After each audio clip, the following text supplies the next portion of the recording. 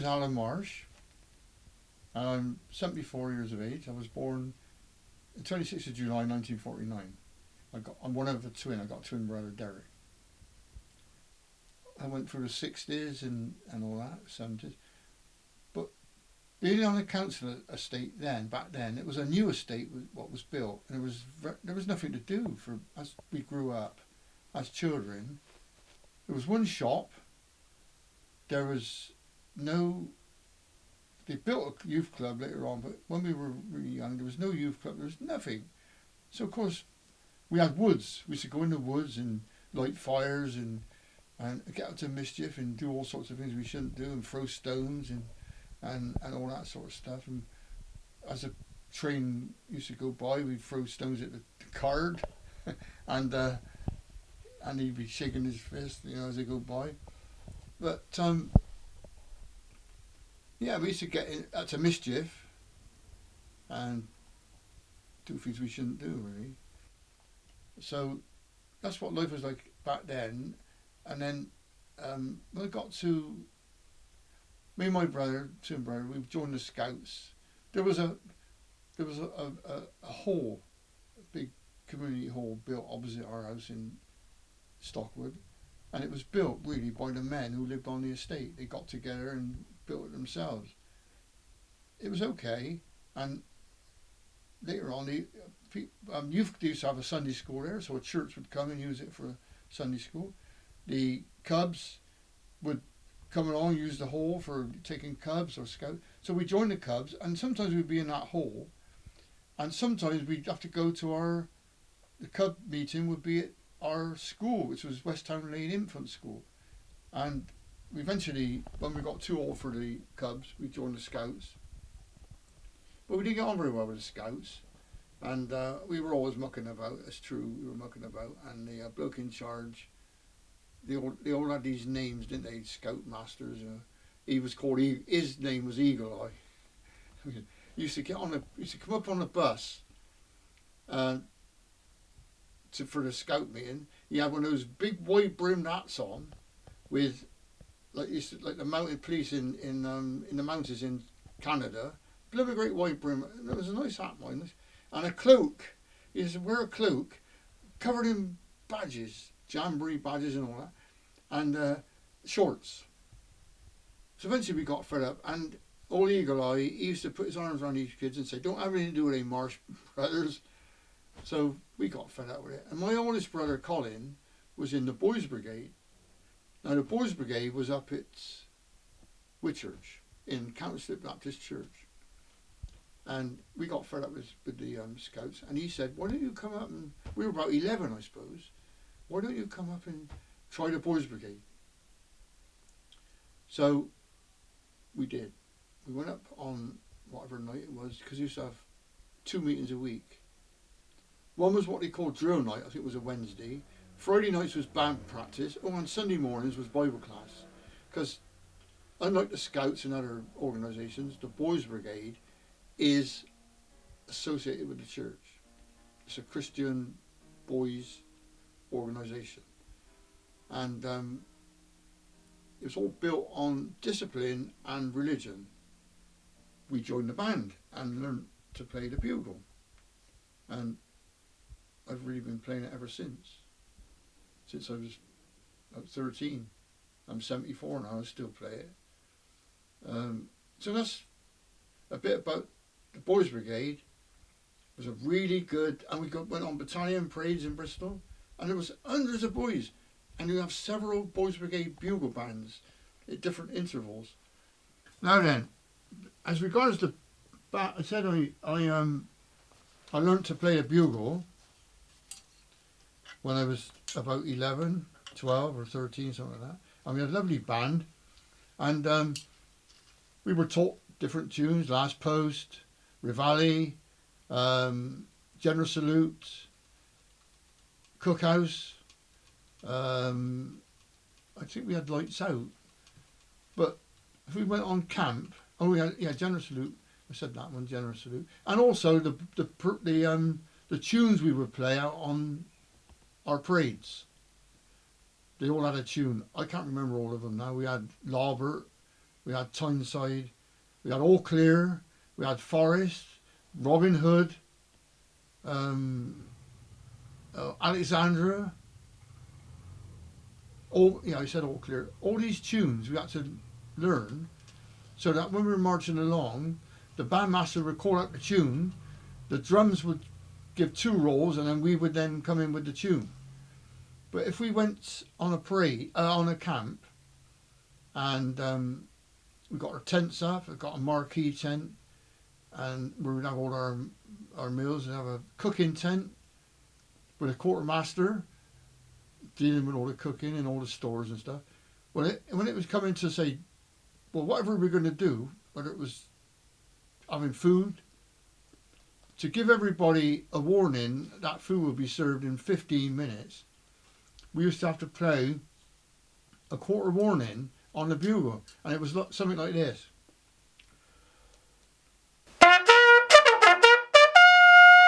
So if anybody heard that, you got 15 minutes to food or whatever we're going to do. So when it was food time, they'd say, right, sound cookhouse, and the cookhouse was.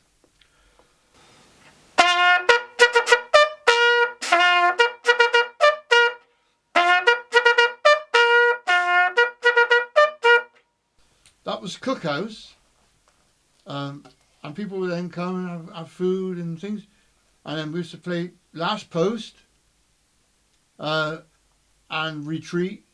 Retreat was well, they call it sunset now, but it's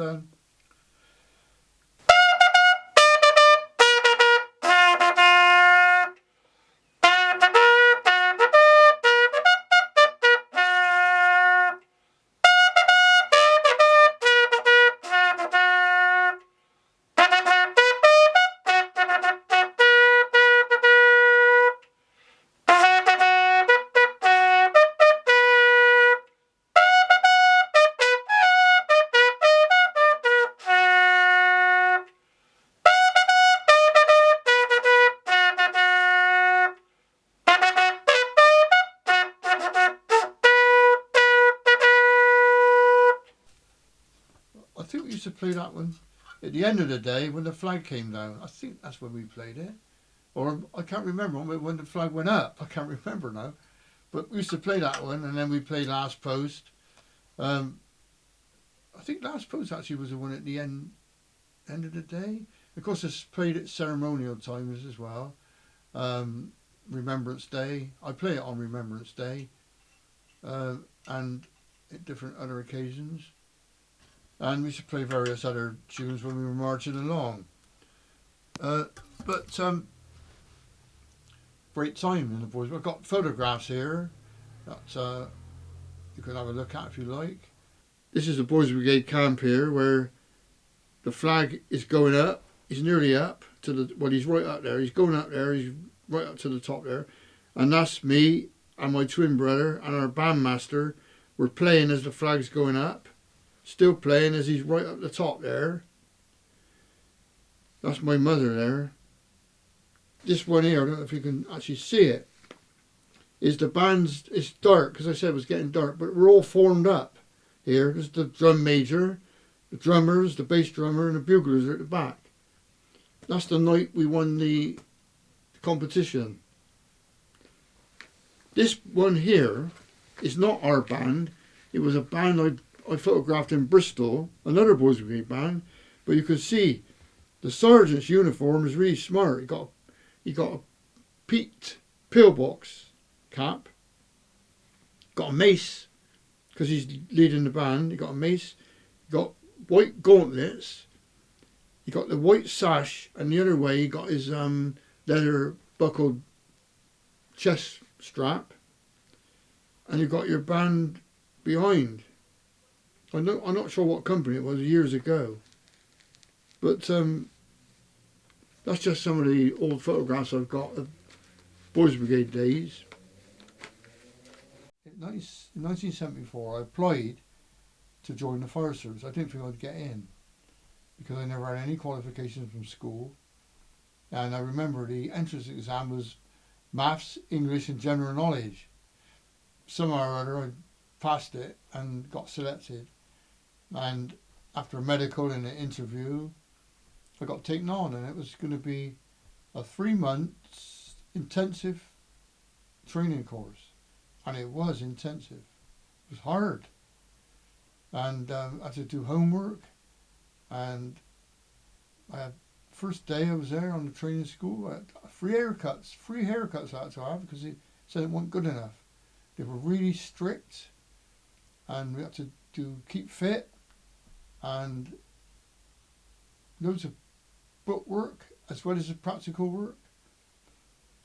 Anyway, the 3 months, so kitted out with a uniform. Now we had two lots of uniform in the fire brigade. You had undress uniform, blazer, blue shirt, black tie, black trousers, black shoes, black socks, and one of these caps, which I still got.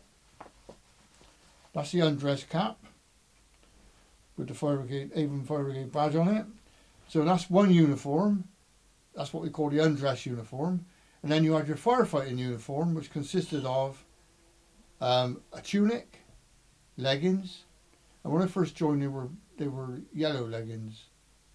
There were yellow leggings, tunic, and helmet, debris gloves, neckerchief to stop any burning embers going down your coat. You had to put your neckerchief on around it and tuck it inside your tunic.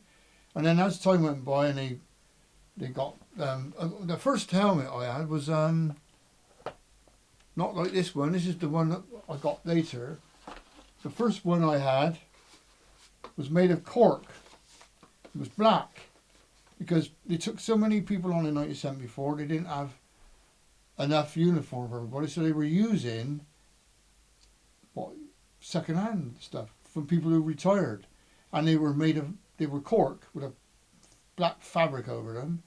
And then as time went by, somebody decided that to see firemen in the dark, they needed to have a bright colour, which is canary yellow, which is what this is. So in those early days when I joined, we used to have to paint the black helmets yellow. So we rubbed them down with sandpaper. We'd have to undercoat them with yellow undercoat, and then paint the canary yellow on top and let them dry, and wear them. The only thing is with those painted helmets was if you went on a job and knocked your head or something fell on it, it would chip the paint. So you'd have to come back and rub it down again and paint. So we got through gallons and gallons and gallons of paint. You can imagine all the stations in Avon Brigade, County of Avon, they all had to do this until eventually they started buying a yellow helmet with already yellow. And this one is, I think, some sort of fiberglass. The two black rings denotes sub-officer. One was a leading fireman. So when I took my promotion exams, which are very difficult, really difficult, I took them very late in the career, because when I joined, the fire service career was about 30 years. 30 years and you retired. 55, you'd be out. Unless you were a senior officer, I think you can go on for another 5 years. But 30 years was the thing. I did 28, and the reason I didn't have to do the 30 years was because my council, when I was a dustman, I paid my superannuation or pension payments into the fire brigade pension scheme, which bought me 3.25 years, something like that. So the first day I started in the Avon Fire Brigade, I already had 3.25 years service because I bought it. So it meant to say I could go early. But now I could have retired when I was 52 and a half. But because I got promoted, first of all to leading fireman, then sub-officer, I loved the job as sub-officer because I was in charge of my own crew, my own station, my own shift. And it was dealing with the public more. Because the object of being an officer was you delegate. That's what you're supposed to do. You're supposed to stand back and delegate. Not, officers are big heads, they don't do anything. No, your training was to, you could still do the job, But the idea was to get your men, your crew, to do the job while you supervised how it was going. And you got assistance if you wanted it, and you made notes, and you had to make reports, and then you had to meet the people whose house been on fire, or been in a road accident, or had the flooding, or whatever it was. Then you have to deal with them and make sure that they were taken care of. If they've had a major loss of some kind, you've got to say, you know, I used to say, no, are you all right? Can we get you anything? Do you need any welfare assistance? Do you need counsel to rehouse you? Or if you've got relatives we can contact? Is there anybody we can contact? We can do anything for you. And I like that side of it, because you were dealing with people in distress, and I felt that it was more satisfying, because I think I'm asking the questions to these people, and I'm providing the assistance for these people who perhaps can't think straight at that moment. All right, so I got a few photographs and things of might be of interest. There's a picture of me here in about 1976, probably 2 years after I joined. Somebody come to the house to take a photograph of me. I'm still in my probation there, but yeah, 26 years of age, I think then. I worked in Avon County Fire Brigade down in Temple Back, Bristol, which is no longer there, been pulled down, gone. It was the headquarters of Avon Fire Brigade. And this is the station here. That's me putting up a police, just we're on the station, making sure our equipment works. Our equipment is functioning and it's all ready to be used. So we had to, they called it standard tests. They'd say standard test the signs. So they got police accident and police slow signs. We have to put them up, make sure they're not broken and they're functional and they work. This is me with a couple of mates here, doing the free monkeys, the free boys monkeys. Hear no evil, see no evil, and speak no evil.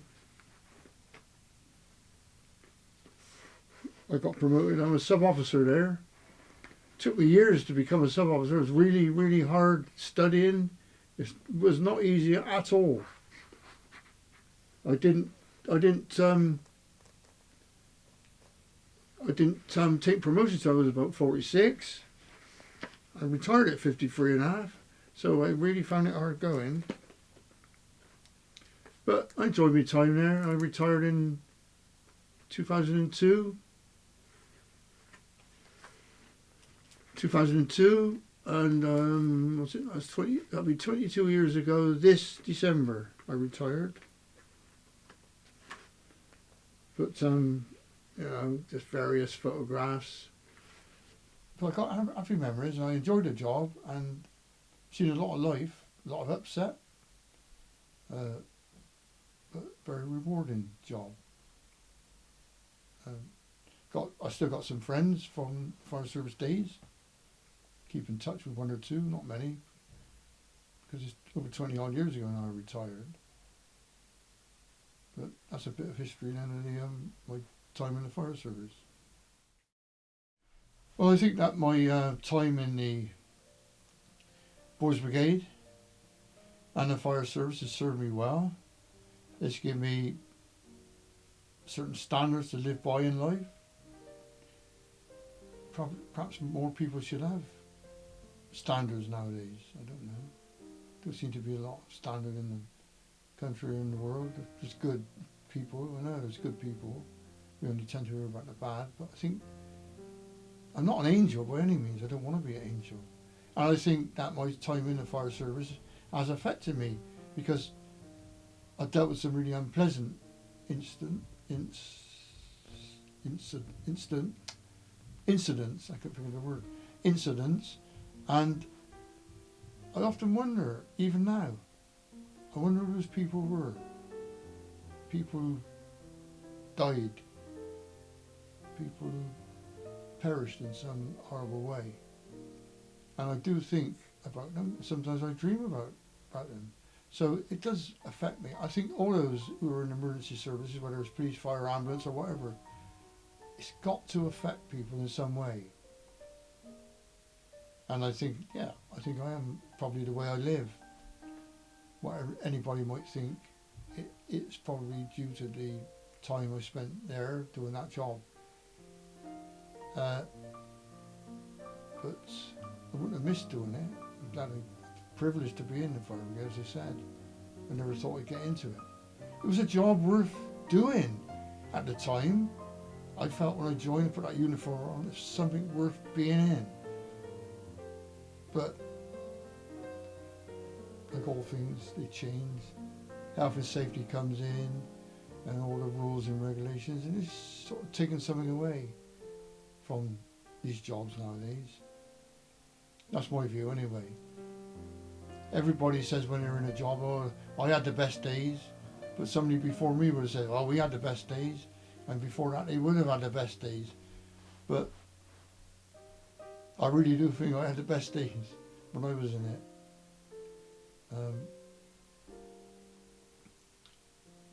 But anyway, so it's been nice to talk to you about all this. I hope you found it interesting, and thank you for listening.